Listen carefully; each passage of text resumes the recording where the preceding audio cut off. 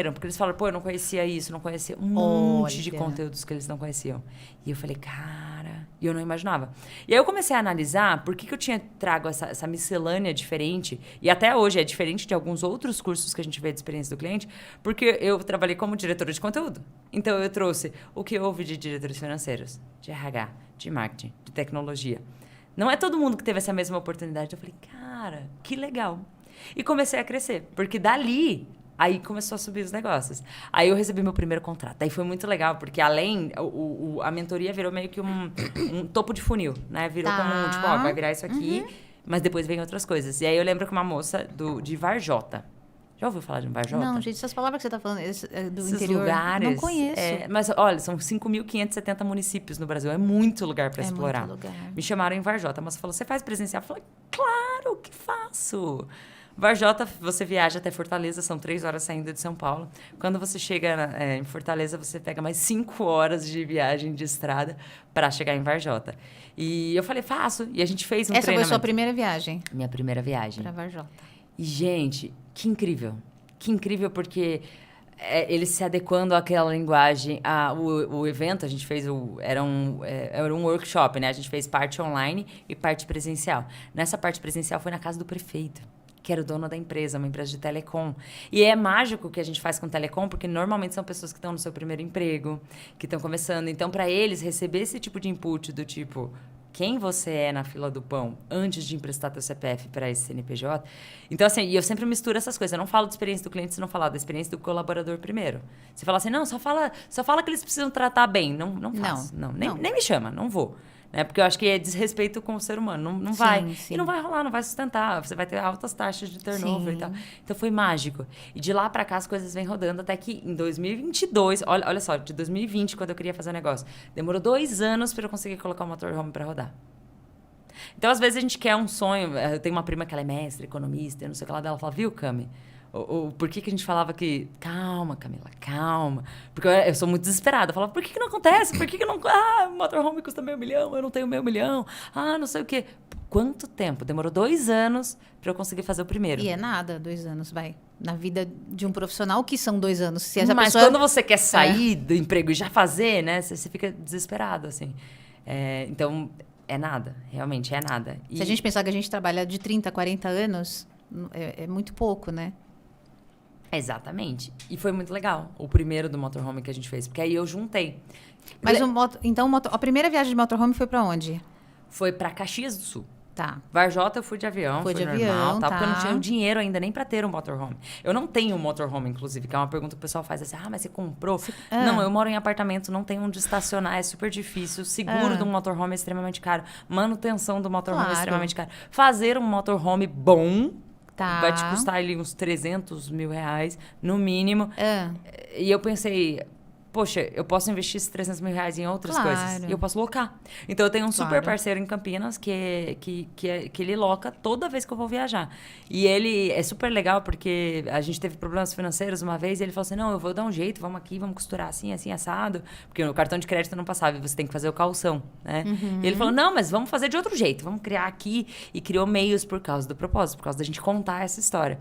Só que aí não virou não é que só. No começo era fazer esse match, né? Entre o executivo e o colaborador. E a pessoa que precisava agarrar as oportunidades. Depois a gente colocou a experiência do cliente no meio. Que foi a forma de monetizar. Então, a gente vai para os estados, a gente leva um evento de experiência do cliente. A gente faz o processo de onboarding com todo mundo que vai participar para entender quais são as gargalos, o que ele sente que falta. A gente faz parceria com a prefeitura para identificar benefício fiscal, tributário, entender a região, contar uma história sobre aquela região. E a gente cria um evento de experiência do cliente de 2 dias, onde a gente discute o tema e faz a galera viver uma experiência. Porque não adianta nada eu te falar, olha, é super legal você mapear a jornada do teu cliente. Você não mapeou. Agora a gente fala assim, vamos mapear a jornada aqui. Mapeou? Legal. Vamos viver uma jornada para ver como é que é? No último, a gente levou a galera para jogar vôlei, para fazer experiência com vinho, para tentar adivinhar qual era o vinho e provar e tudo mais. Então, a gente trouxe um especialista. A gente levou o pessoal para um restaurante que... E a premissa é surpreender na sua região. Então, por exemplo, se você mora em Caxias do Sul, eu vou te levar num lugar onde você nunca imaginou que existiria. Para você falar, cara, existem oportunidades na minha região. Até para trazer isso do orgulho de pertencer àquela região. E não ficar todo mundo migrando. Qual é o problema da migração? Porque às vezes a pessoa pode achar que eu sou a louca da migração. Em São Paulo, mais de 70% da população em situação de rua é migrante. Eles vieram provavelmente como meus avós, sem preparo técnico, comportamental, só que eles não tiveram a mesma sorte. E eu digo sorte porque meus avós depois conseguiram construir casa de madeira e por aí evoluíram, né? Mas muita gente não consegue. Então pensa primeiro na tua rede de apoio, no que você tem perto da tua região. Como você pode crescer com isso?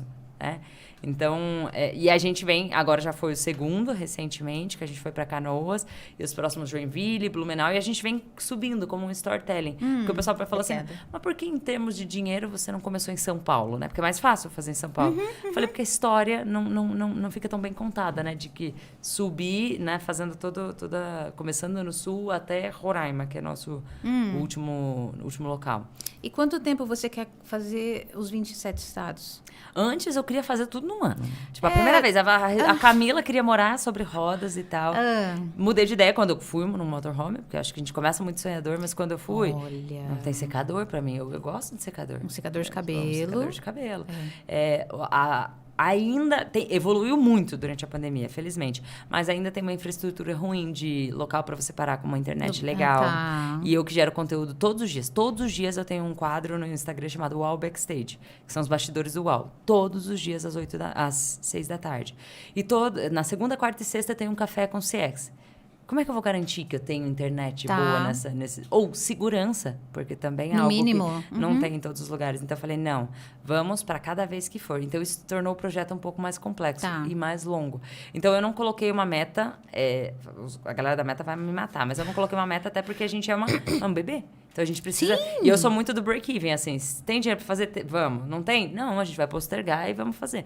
Então, ano passado, a gente conseguiu fazer no nosso planejamento estratégico desse ano, já conseguimos orquestrar para que os 3 funcionem. No ano que vem, a ideia é conseguir dobrar esse número, né? E aí, a gente vai crescendo e encurtando esse tempo. Mas são 54 praças. Então, não é um projeto curto. É um projeto, a gente está falando de alguns anos. Longo prazo, aí. Camila, longo prazo. Não, agora eu tô mais tranquila. Eu tô aqui, ó. Médio. Não, mas eu tô... Mas eu coloquei para visitar os estados brasileiros, porque eu falei assim, eu não preciso ir tudo de motorhome. Esse é um projeto, mas eu posso visitar todo o Brasil levando a palavra. Então, o que eu fiz? A gente colocou como planejamento estratégico desse ano, palestrar nos 27 estados. Nós já fomos para 9. Opa! Então, assim, no primeiro trimestre, 9 estados. É muito legal. Fui nadar com o boto em Manaus. Pensa, quanta coisa legal. Então, a gente pensou assim, a gente pode ir de formas diferentes. O importante é provocar a revolução, né? E a revolução para evoluir. Né? Então, essa é a nossa bandeira.